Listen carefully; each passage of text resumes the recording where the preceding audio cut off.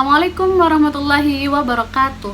Perkenalkan, nama saya Adila Aziza, mahasiswi semester 4 dari Sekolah Tinggi Ilmu Usuluddin Darul Quran Mulia. Oke, dengan dibuatnya video ini bertujuan untuk menyelesaikan tugas akhir dari mata kuliah Hadis Maudhu'i. Kali ini saya akan membahas dengan tema ghanimah. Kalian tahu nggak apa itu ghanimah? Ghanimah itu adalah hak untuk seseorang yang ikut dalam berperang dan dia itu sah mendapatkan harta tersebut dengan perhitungan yang sudah ditentukan. Ghanimah secara etimologi yaitu harta rampasan perang yang diambil oleh kaum muslimin yang sudah disahkan atau sudah diperbolehkan, seperti dalil dalam surah Al-Anfal ayat 1 yang berbunyi Bismillahirrahmanirrahim. Yas'alunaka 'anil anfal qulil anfalu lillahi wa rasul fattaqullaha wa aslihu dzata bainikum wa athi'ullaha wa rasulahu in kuntum mu'minin. Yang artinya, mereka menanyakan kepadamu tentang pembagian harta rampasan perang. Katakanlah, harta rampasan perang itu kepunyaan Allah dan Rasulullah. Oleh sebab itu, bertakwalah kalian kepada Allah dan Rasulullah jika kalian termasuk orang-orang yang beriman. Awal mula munculnya ghanimah. Pada saat itu terjadinya perang Badar. Setelah perang Badar telah usai, akhirnya perang ini dimenangkan oleh kaum muslimin. Nah, kemenangan ini sebagai karunia Allah Subhanahu wa taala yang diberikan sebagai realisasi janji Allah kepada Rasulullah dan kepada kaum muslimin. Kemenangan dalam perperang itu identik dengan ghanimah, yaitu harta rampasan perang. Nah, itu pula yang terjadi pada saat perang Badar. Banyak para sahabat yang mendapatkan ghanimah atau harta rampasan perang dari musuh yang melarikan diri, terbunuh atau tertawan. Nah, disinilah munculnya permasalahan baru, yaitu permasalahan pembagian ghanimah atau harta rampasan perang. Pada saat perang waktu itu, para sahabat dibagi menjadi 3 kelompok. Yang pertama, ada yang mereka berkonsentrasi untuk menyerangi atau memukuli musuh. Yang kedua, ada mereka yang berkonsentrasi untuk mengumpuli harta rampasan perang. Dan yang ketiga, ada yang berkonsentrasi untuk melindungi Rasulullah agar terhindar dari serangan musuh. Setiap kelompok ini berhak mendapatkan harta rampasan perang atau ghanimah dengan alasan masing-masing. Akhirnya pembagian ghanimah ini menjadi perselisihan karena pada saat itu belum adanya syariat tentang pembagiannya ghanimah.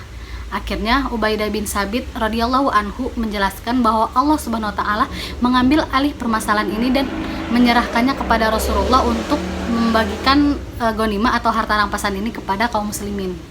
Nah, akhirnya Rasulullah tidak hanya memberikan ghanimah ini atau harta rampasan perang ini kepada sahabat yang ikut berperang saja, tapi Rasulullah itu membagikannya kepada sahabat yang sudah ditugaskan di Madinah atau kepada sahabat yang tidak ikut berperang dengan suatu alasan yang sudah dibenarkan. Seperti Utsman radhiyallahu anhu yang tidak ikut dalam berperang karena mengurusi istrinya yang sakit, atau Abu Lubabah yang tetap ditugaskan oleh Rasulullah untuk berada di Madinah. Nah, akhirnya Rasulullah memutuskan untuk pembagian ghanimah ini, yaitu beliau mengambil 1/5 dari bagian harta rampasan perang tersebut dan 1/5 lagi beliau bagikan secara rata kepada para sahabat. Nah, para sahabat ini taat kepada keputusan Rasulullah dan akhirnya perselisihan pembagian ghanimah ini telah usai dan hilang begitu saja. Nah, begitulah sikap para sahabat setiap ada permasalahan dan akhirnya diputuskan oleh Allah dan Rasulullah.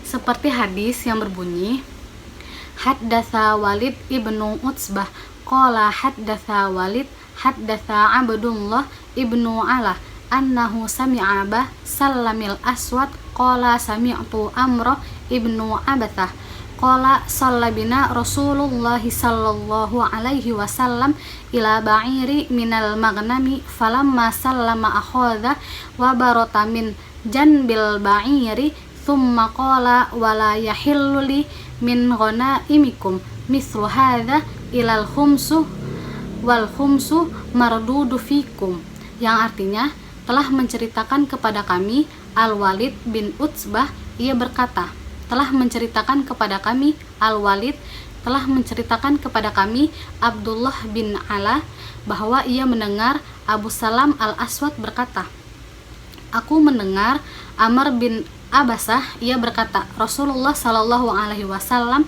melakukan sholat bersama kami menghadap ke unta yang merupakan sebagian dari harta rampasan perang. Kemudian beliau mengucapkan salam dan mengambil satu helai rambut dari sisi unta tersebut. Kemudian beliau berkata, dan tidak halal bagiku dari harta rampasan perang kalian seperti ini, kecuali 1/5 dan 1/5 lagi dikembalikan kepada kalian.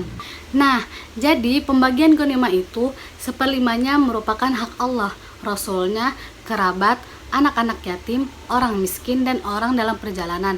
Dan 1/5-nya lagi dibagikan kepada sahabat yang ikut serta dalam berperang tersebut.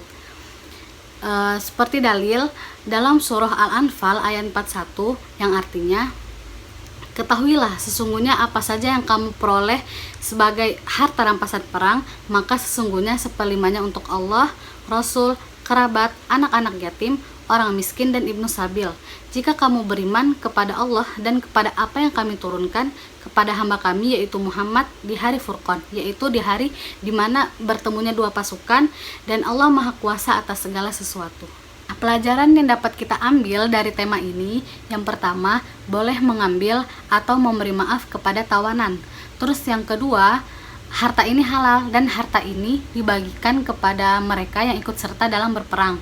Terus yang ketiga, orang yang berhasil mengalahkan musuh, ia berhak mendapatkan harta bawaan musuh tersebut dengan syarat musuh itu benar-benar dibunuh, bukan orang yang Rasulullah larang untuk dibunuh, yaitu wanita, anak-anak, dan orang yang sudah tua. Cukup sekian dari saya, kurang lebihnya mohon maaf. Wabillahi taufik wal hidayah. Wassalamualaikum warahmatullahi wabarakatuh. Dadah.